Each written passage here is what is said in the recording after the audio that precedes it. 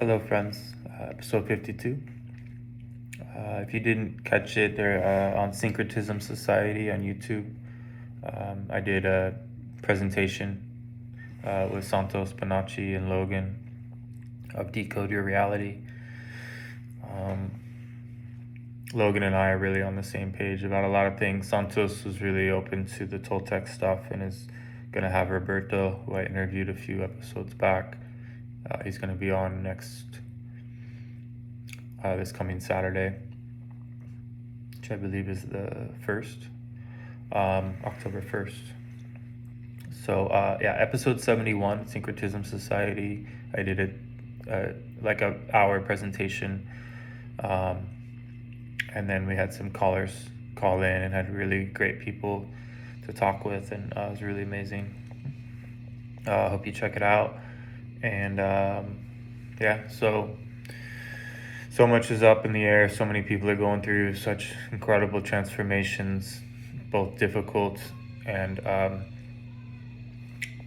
really liberating, and often in combination, right? So forces rise to meet each other, and as challenges show up, so do solutions and breakthroughs, and we evolve because of the situations we're in, rather than some sort of world in which everything is provided for us and we would be downloaded wisdom. That's just not how it works, right? So we have to go through the experience in order to have access to and claim that we gained that knowledge, right? So I've said this before, but Don once said that wisdom comes painfully and in driblets. So we gain knowledge, we become wise through a long period of time. And so it is a little intense when you hear young people that are young, claiming to know a lot of things. There's just no way to really have enough experience, even, and I'm too young really to be conveying much at all, but I am curious enough and have been worked with some much older, aware, wiser folks that I'm just sharing sort of perspective that they've shared, and making that more, I guess, digestible, or I'm trying to, offer a way to perceive it maybe differently than the way that they shared it, based on my experience. And I did have a lot of, time is measured by intensity. So there are people out there who have had significant amounts of intensity and therefore have lived a longer duration. I've mentioned this on the podcast that a shaman who's fully activated can have more intensity happen to them in one day than someone their entire life. Because if you never activate certain aspects of your being, then there's no way you could know or experience the amount of intensity that's available to us. And even shamans recognize that they can only handle so much themselves. And that has to do with the nature of the predicament we are in, with the parasitic, predatorial, energetic dynamic that Toltecs say exists, which is that we live in a phantom world, a projected reality, and that because we talk to ourselves and maintain an internal dialogue, that the world appears to be real in every sense, and that there's nothing illusionary about it. But if you're able to learn how to stay in silence for long periods of time, this hard reality starts to soften and your perception starts to move, and you start to see the energetic side of it. And once you can start to see energy, you can start to move your perception even further to places in which an entire other layer of the onion becomes accessible. Shamans used to do very strange, unique things in order to do that. I highly recommend people learn about gazing. There's all types. It will silence you. Silence, internal dialogue. It starts with getting your thoughts to be less heavy and more light and less frequent. So you start maybe even using mantras or things that would calm your being and help your nervous system to just really relax and reset. And only through an empty mind can your body fully relax? And so in Aikido, they talk about no mind, and coming out of the mind and just being fully in the body. This will allow you to feel so much more, and your emotions will surface. So often we are blocking unprocessed trauma and emotion by talking to ourselves in the way that we do. And often people talk to themselves and have very negative things to say about themselves. And that takes time to start to make adjustments and start to say less negative things and more positive. And then eventually it's, it just takes continuous engagement with becoming aware of our thoughts. And rather than beat yourself up over the fact that you don't know how to stop talking to yourself or that you haven't experienced it, understand that your thoughts are your shields. They protect you from the energetic universe. And the energetic universe will deliver you quite the jolt when you learn how to be silent for long periods of time. And it's super healing, but there's a reason why you are where you are right now. And it's to buffer you from the onslaught of the unknown. And so you want to take really good care of yourself, both physically, emotionally, mentally, energetically, spiritually, because your encounter with the unknown is coming. It will come when you die. But because we're in such a unique time, a lot of people who are interested in these kind of things are going to have access to that kind of intensity without having to go through without actually having to die. And that's what the shamanic deathing is there's variations of that. There's ego death, happens through some sort of powerful life-changing experience that stops you. And shamans talk about stopping the world. It's a cryptic statement, but if you could learn to stop the world, then you would start to feel and know what it is that you actually are. That biofeedback process would happen, and you would stop being in a state of trying to understand things and be open to the mysterious nature. Rather than seek answers, seek questions, and accept how incredibly mysterious everything is. We don't need to know. In fact, this addiction to the conspiracies, to know the details of what's coming, to be the one that was right, to have said the right thing and prophesize this or that. There's a lot of that going on, and it's all really totally unnecessary, and it's an attachment to the theater that we are entangled in, which is a drama. And then we are dramatic because we are caught in drama. And it's okay to learn drama, learn how to act, learn how to do or go into characters that are outside of your normal personality. And that's what Toltecs do, as well as they unbind from the blueprint that built them, and they start to travel outside of that. And so they go and put themselves in situations where nobody knows who they are. And so living in large cities or living in places where there's a lot of population makes this a lot easier. You can be an entirely different character than you are for the people that know you, by just having a place to go where nobody would recognize you. And you could do all kinds of incredible things to expand your perception. A lot of people who are cross-dressing, who are seeking to be a gender different than they are, have become hooked to existing outside of their blueprint that they established. And there is a high that comes when you are in theater, when you are wearing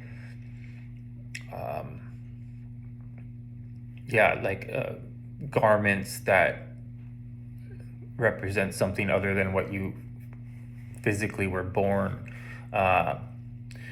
So understanding why this is all happening, it's on a much bigger level than just what a lot of the conspiracy world will tell us about. So having an understanding around these things makes it less of a conflict and more of a it validates the time we are in. These things are not going away. These ways in which people free themselves from the constraints of society's pressure, this is the way in which a lot of people are going to do that.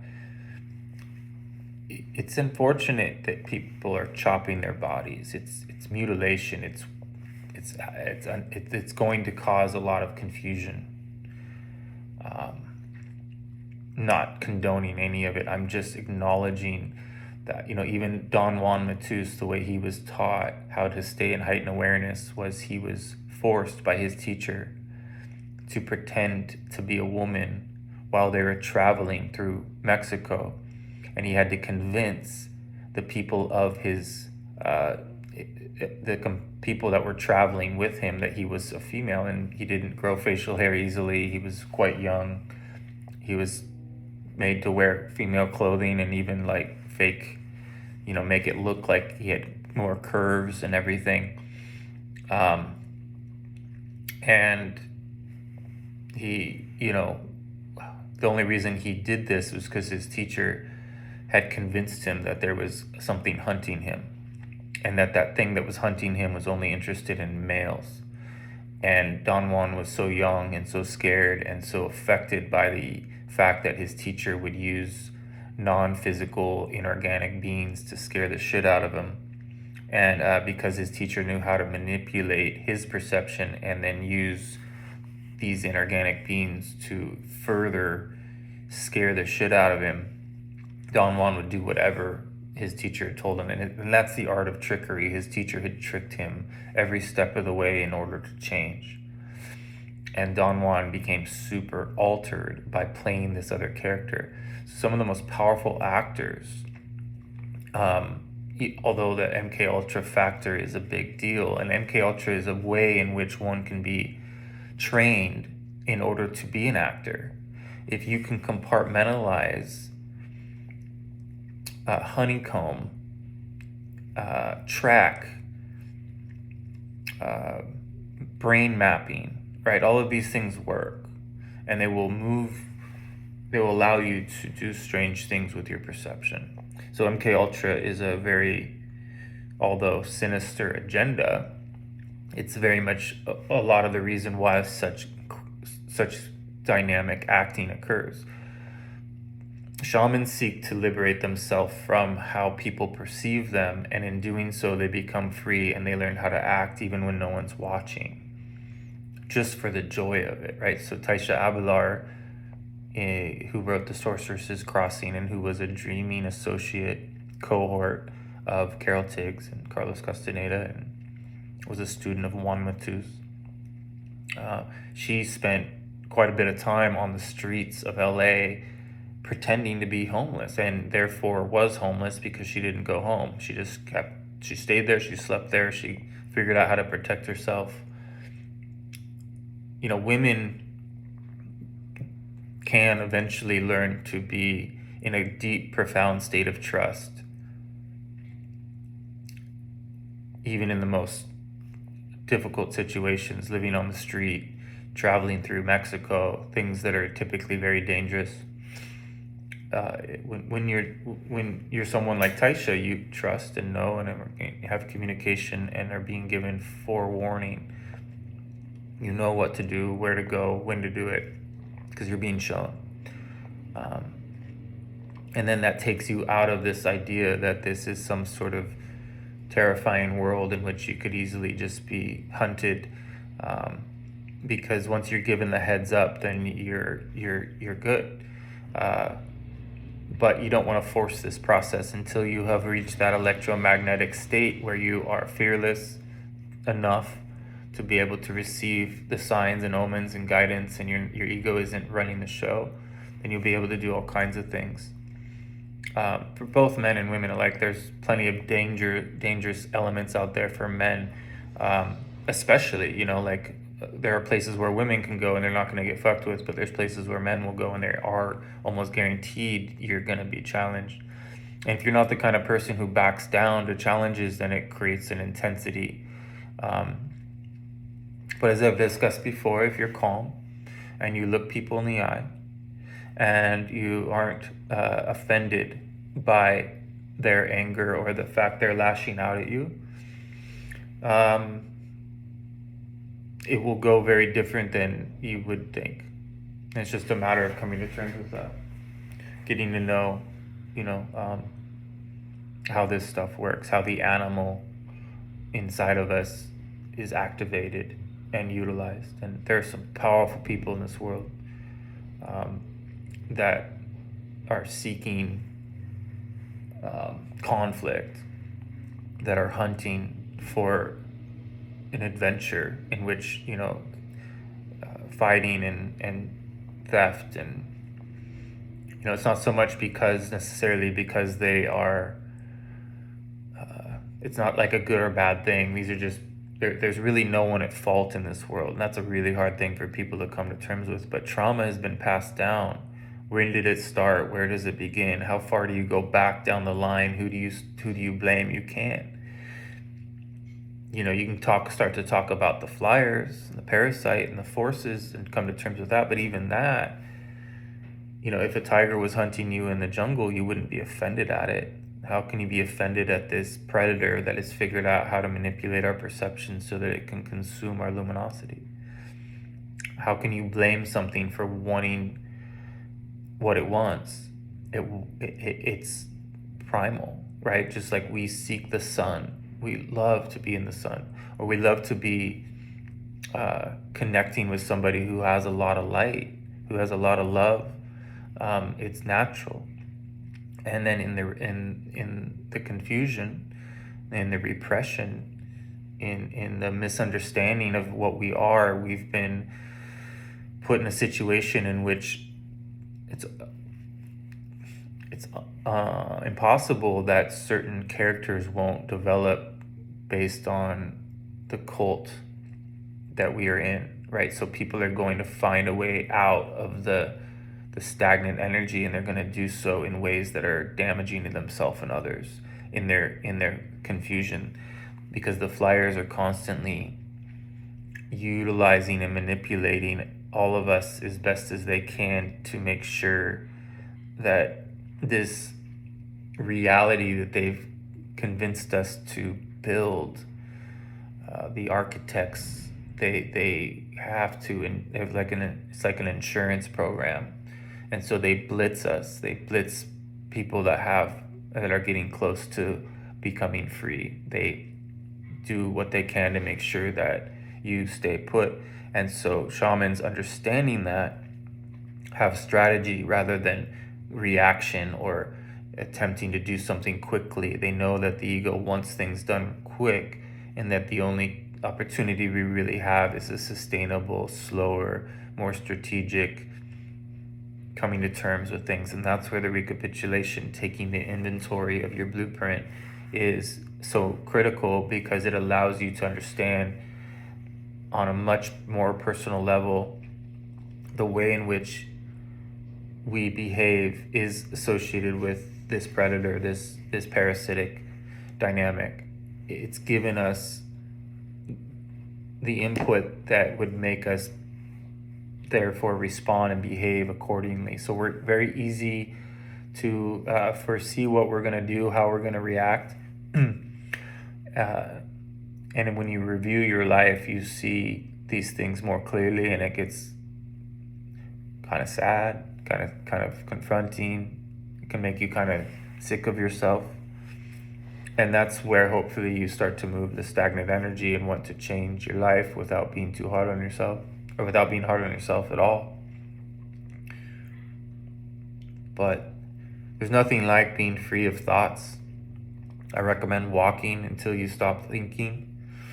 Flood your being with everything that you can see, and maybe listen to music or hopefully there's a lot of birds or sounds that are flooding your ears, because the more you listen, the less you think. The more you're observing, the less you can be processing, and you're more in a state of pure feeling. But the dialogue is very heavy for a lot of people, and it's this idea that you could stop talking to yourself is just too far remote. And so it just starts with learning to have the slightest bit of relief, moments in which you're liberated from these heavy things, these fears, these projections. And that all leads to dreaming, right? So when you stop talking to yourself, you'll be able to start doing lucid dreaming, because you start to drift off to sleep. Instead of having thoughts, you're really willing to look at and observe what's going on within your, what people call the third eye, right? Which is, Toltecs don't really talk like that, but there is this ability to see energy, and it isn't with the eyeballs. And then to see energy, you have to be in the in-between state of partially awake, partially asleep. And you could go all the way out to sleep and be in a conscious, deep, dreaming, travel state, which isn't something that necessarily heals you unless you're on a path of healing, right? There are shamans and sorcerers out there that have access to this stuff, but they don't take care of themselves. They don't honor sort of certain aspects of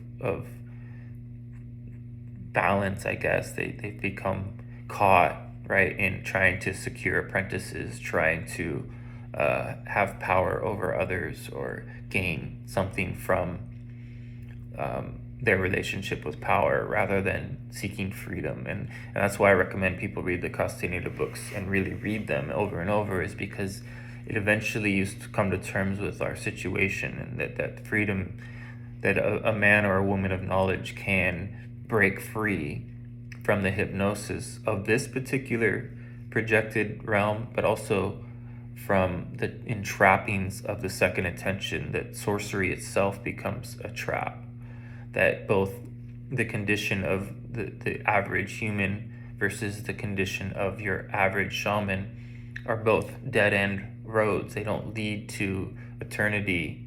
They lead to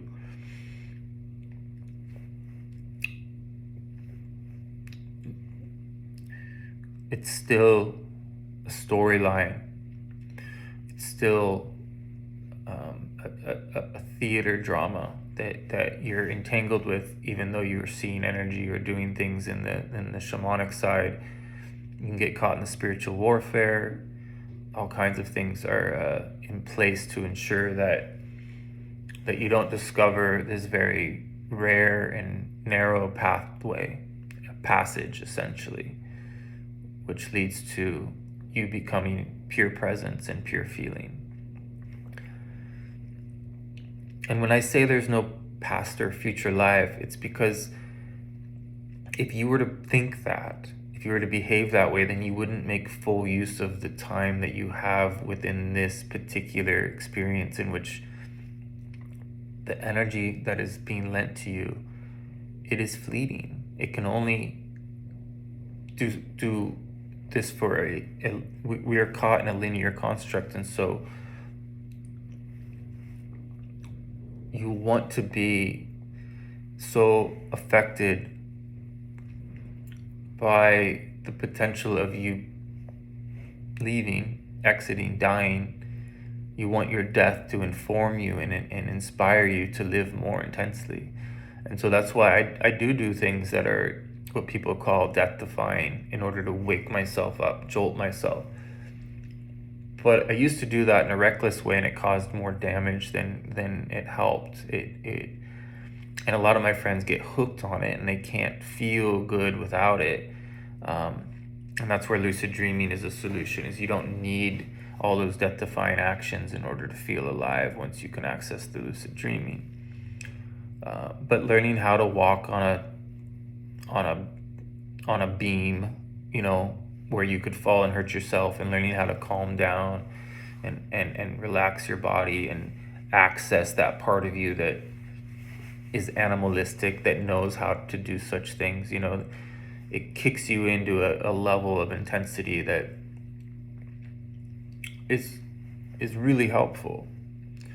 But I know plenty of powerful people who have accessed all of these things without having to go through the physical near death or death defying actions in order to achieve it. When you're doing intense physical things, it silences you because you have to put all of your focus into that action. And then there's an incredible heightened awareness that occurs when you're not talking to yourself. And so whatever it is that does that for you, and if you can find a sustainable way to access it, because our thoughts are so powerful, and if we start having thoughts that are really inspiring and joyful and guiding us toward expansion, being open, being touched, affected, in love with everything and all of the potential, then your imagination just starts to really heal and repair itself and come back to you, and your youthful energy is associated with all of that. And I know I say this all a lot, but it has to sort of be re-emphasized when we're talking about specific subjects. And so the internal dialogue is be thankful for it rather than at odds with it. It's keeping you from having too much. It's keeping you from being schizophrenic. It is your filter. Some people can't control their perception.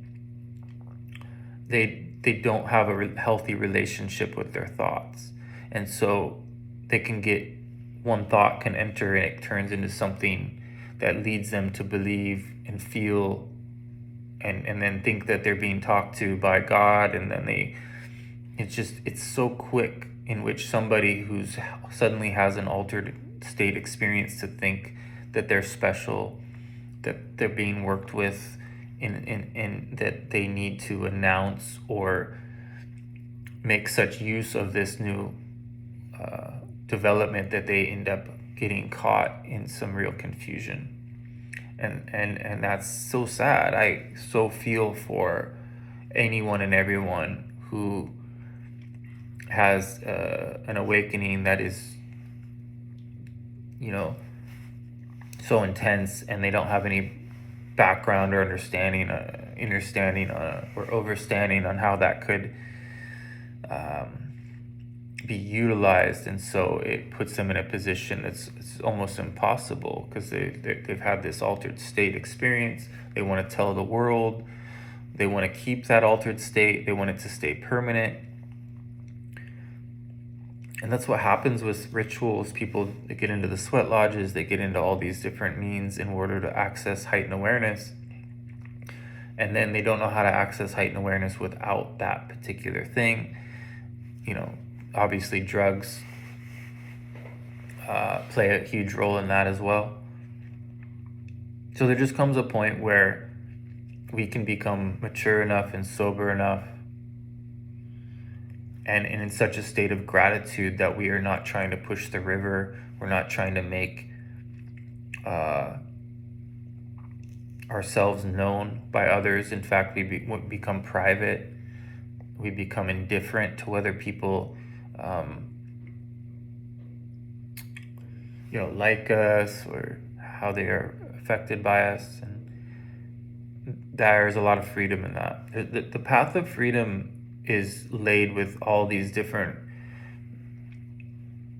teachings, lessons, messages. And there's a trust that happens that allows you to let go of the mind, to fully experience feelings. And when you do, all the feelings that you've ever wanted to feel and all the incredible feelings of the past become accessible. And you are able to really say thank you and mean it. Thank you.